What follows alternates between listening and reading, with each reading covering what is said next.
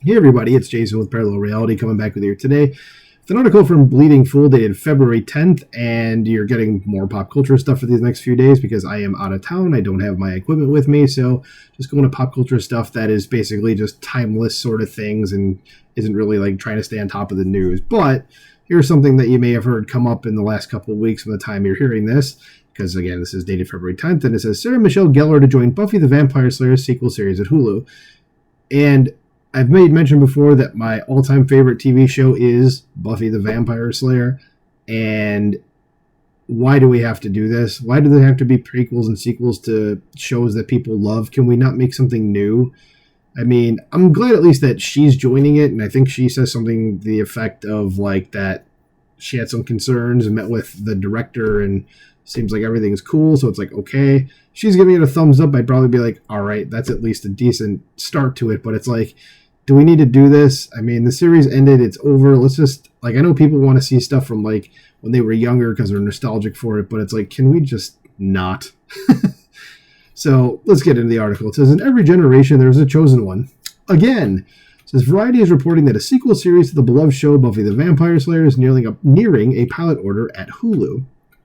Sources say Sarah Michelle Gellar, seen in the picture right there, is in final talks to once again play the iconic title character in the Untitled project, although it would focus on a new Slayer, and Gellar would appear in a recurring role rather than leading the series. And finally, someone used the word iconic actually correctly in this instance instead of overusing it.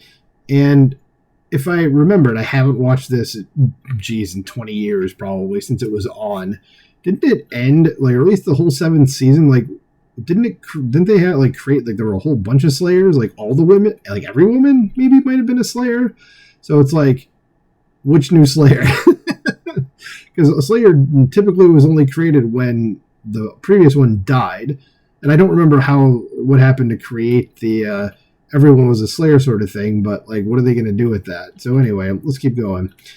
And that's it. That's a very short article. It says Buffy the Vampire Slayer has proven to be a massive cult hit and highly influential since its debut. The series is credited for helping to popularize ongoing story arcs in television while also building a show around a strong female lead, like an actual strong female lead who didn't have to sit there and be like, I'm a strong woman.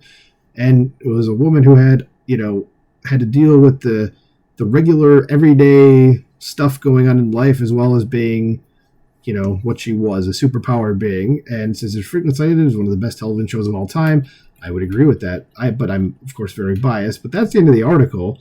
So it's pretty quick about saying, like, just this is what's going on.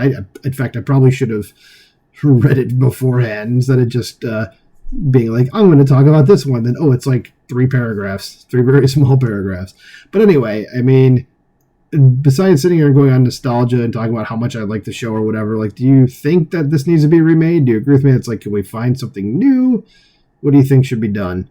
Are you looking forward to this? What do you think about the old series? Let me know in the comments below. Please like, share, subscribe, and I'll talk to you soon. Bye.